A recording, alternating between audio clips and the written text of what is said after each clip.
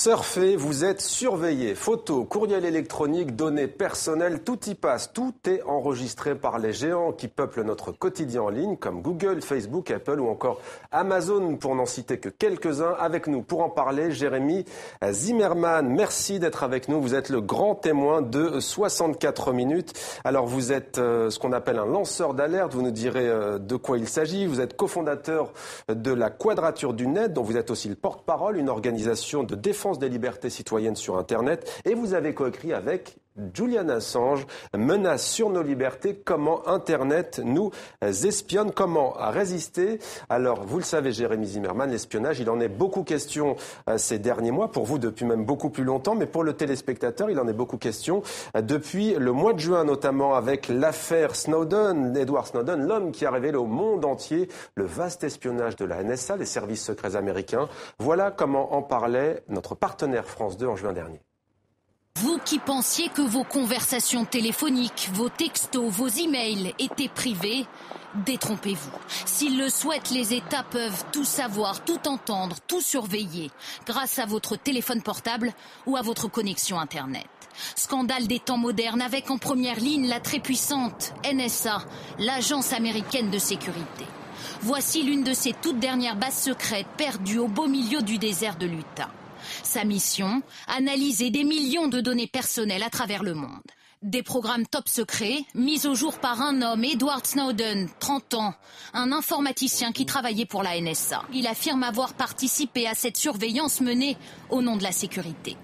Moi, en étant assis à mon bureau, j'avais le pouvoir légal de surveiller n'importe qui. Ça pouvait être vous, votre comptable, un juge fédéral ou le président si j'avais eu son adresse mail. Et pour collecter ces données, la NSA n'aurait eu qu'à piocher dans les serveurs des géants d'Internet.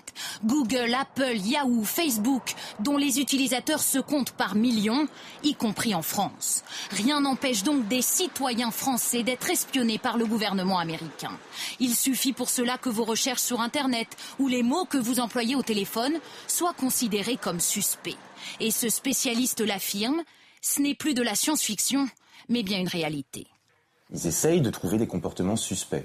Mais c'est quoi un comportement suspect ? Est-ce que le fait d'employer le mot bombe, de prononcer le mot Al-Qaïda au téléphone ou par mail, de rechercher des mots-clés, Ben Laden, est-ce que ça fait de vous un suspect ? Bien sûr que les terroristes ils peuvent utiliser Google pour rechercher des informations sur Ben Laden. Mais il n'y a pas que les terroristes qui vont chercher Ben Laden sur Google. Donc on peut imaginer en effet que des Français aujourd'hui sont sous surveillance.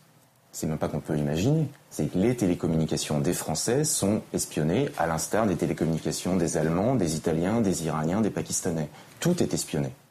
Au nom de la lutte contre le terrorisme, la France dispose elle aussi de ses grandes oreilles. Des programmes d'écoute moins coûteux, mais tout aussi intrusifs.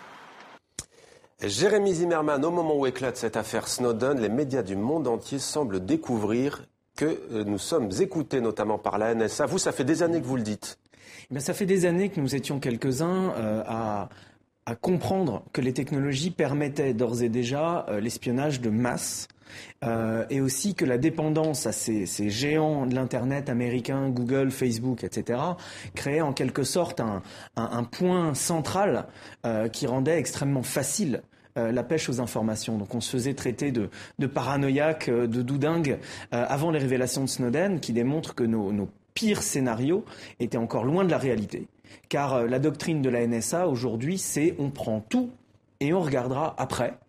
Qu'en plus de ça, Snowden a révélé ses alliances entre ces entreprises du web et les entreprises, les agences de gouvernement, de renseignement, pardon. Donc on ne peut plus faire la différence entre la surveillance privatisée et la surveillance des États aujourd'hui.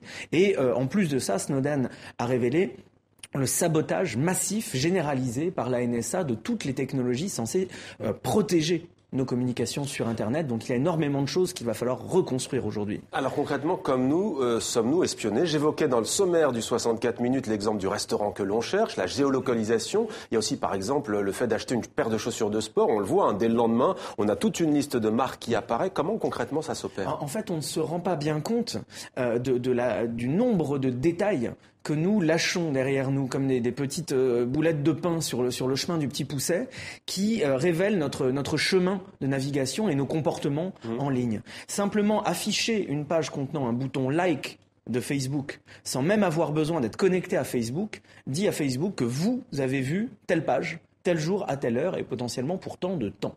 Donc juste en sachant quelle page vous regardez, on va pouvoir dresser votre profil politique, sexuel, psychologique. Et ces données ont une valeur phénoménale pour les entreprises d'une part, quand c'est des banques ou des compagnies d'assurance qui veulent vous profiler pour ajuster leur calcul de risque, mais évidemment pour des pouvoirs politiques qui voudraient se servir de ces informations pour mieux contrôler les populations et rester au pouvoir. Alors, pour autant, depuis des années maintenant, il y a eu une rupture, une prise de conscience. On a parlé d'Edward Snowden, de Julian Assange, qui est réfugié à l'ambassade de l'Équateur à Londres. Il y a aussi l'affaire Wikileaks, c'est ça qui déclenche finalement cette prise de conscience. Oui, on peut dire, Edward Snowden est directement inspiré des actions extrêmement courageuses du soldat Manning, qui a participé à révéler ces câbles diplomatiques et ces war logs qui faisaient la lumière sur la guerre en Afghanistan et en Irak. Eux-mêmes, tous les deux, inspirés évidemment par Julian Assange. Donc on voit émerger sur Internet cette culture qui est directement liée à la culture hacker. Hacker au sens étymologique, hein. Hacker, c'est pas un criminel ou quelqu'un qui casse. Un hacker, c'est quelqu'un qui construit, qui maîtrise la technologie pour ne pas se laisser capturer par elle. Et donc cette culture hacker donne aujourd'hui cette culture du lancer d'alerte où l'on voit que les gouvernements utilisent le secret pour créer un différentiel d'information et que ce différentiel d'information veut dire du contrôle, veut dire un différentiel de pouvoir. Mais il y a une idéologie politique derrière ces lanceurs d'alerte ou pas forcément? Bien sûr, l'idéologie politique, c'est que l'information est une force, que l'information c'est du pouvoir politique et que le partage de la connaissance sert à reprendre le pouvoir politique quand il nous est subtilisé par des entités qui cachent des crimes ou des injustices derrière le secret. Et c'est bien ça la philosophie de Wikileaks, c'est tout à fait ce qui explique Edward Snowden. Edward Snowden, c'est pas un anarchiste ou un dangereux criminel. Edward Snowden, c'est avant tout un patriote. C'est un patriote des États-Unis qui veut rétablir l'équilibre qui est celui de la Constitution des États-Unis d'Amérique. Il n'a pas été retourné par la Russie, espion russe, disent certains. Il a été retourné par personne. Des révélations récentes d'un de ses collègues dans Forbes expliquent à quel point c'était un type brillant, qui avait la Constitution des États-Unis sur son bureau, qui n'a pas eu à voler des accès. Et qui a dit je ne peux pas fermer les yeux finalement sur ce que je vois. Alors est-ce que ça a changé nos habitudes finalement, puisque je pense que les téléspectateurs qui nous regardent ne sont pas dupes et ils savent très bien que l'on sait aujourd'hui beaucoup de choses sur eux à travers Internet. Est-ce que ça a changé notre façon de faire? Alors, ça fait longtemps que cette société de la surveillance s'est déployée un petit peu en douce, que notre informatique est passée d'une informatique amie que l'on pouvait comprendre et maîtriser à une informatique ennemie, une boîte noire qui peut potentiellement être retournée contre nous. Donc, il va falloir longtemps pour changer nos habitudes, pour adapter nos comportements. Mais on voit les premiers signes avant-coureurs des gens qui massivement, par exemple, vont quitter Facebook, des entreprises qui vont cesser de s'appuyer sur Google pour leur infrastructure. Vous avez quitté Facebook, vous allez sur les réseaux sociaux? Moi, j'ai jamais été sur Facebook pour ces raisons-là. D'autres réseaux sociaux, non, jamais? Je ne fais que diffuser de l'information sur Twitter et je me méfie de laisser des traces dessus. Et j'essaye de ne pas utiliser Google. Et c'est vraiment un chemin de croix. Pour mes mails sont hébergés chez moi. Ils sont quelque part boulevard Voltaire, dans le 11e arrondissement de Paris. Je sais où sont mes mails. On peut pas les pirater, on peut pas voir ce que vous échangez. Bien sûr qu'on peut tout pirater. Mais il y a un certain nombre de mesures à prendre pour essayer de rendre les choses un petit peu plus difficiles. Et ça, c'est notre devoir de citoyen aujourd'hui. Alors justement, vous militez pour un Internet citoyen. Vous avez prononcé le mot pour un espace de liberté. Est-ce que finalement, ce n'est quand même pas une utopie?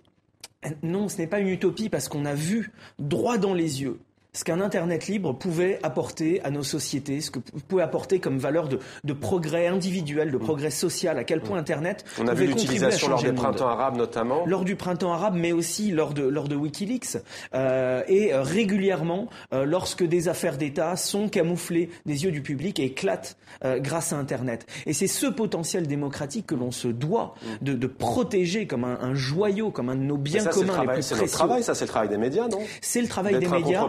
C'est le travail des médias, c'est le travail des citoyens, c'est le travail des politiques. Et tous ensemble, on a un rôle à jouer, par exemple, pour faire pression sur les pouvoirs publics, pour exiger d'eux qu'ils défendent nos libertés fondamentales plutôt que de les attaquer par incompréhension des enjeux ou tout simplement par corruption en suivant des intérêts économiques à coup d'Adopi, de l'OPSI, d'article 20 de la LPM qui instaure un régime de surveillance généralisée en France.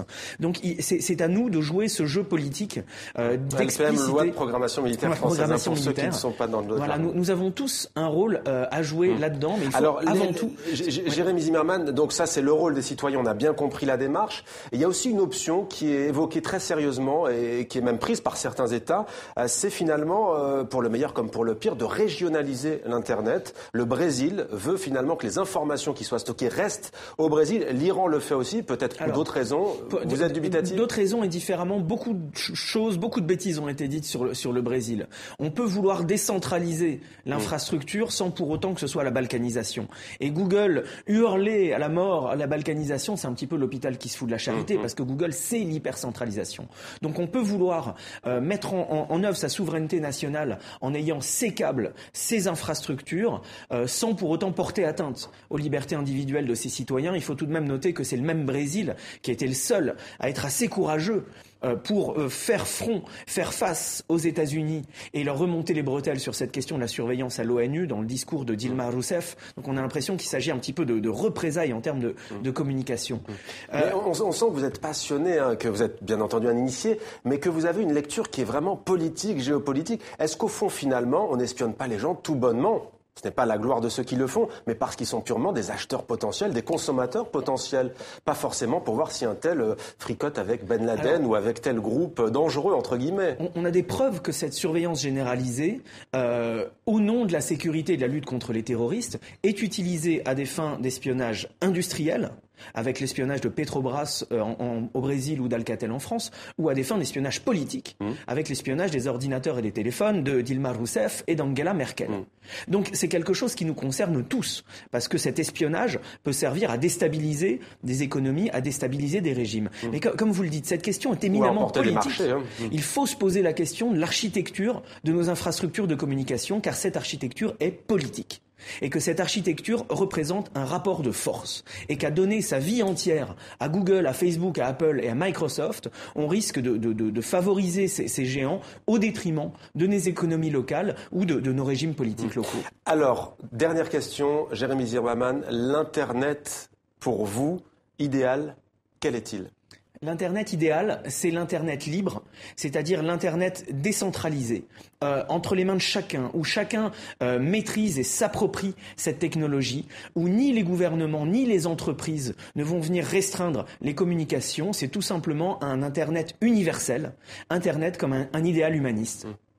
Merci pour votre message et pour votre témoignage, Jérémy Zimmermann. Je rappelle que vous êtes l'auteur, notamment avec Julian Assange, de Menaces sur nos libertés, comment Internet nous espionne, comment résister. Merci à vous d'être venu sur TV5 Monde. Avec plaisir.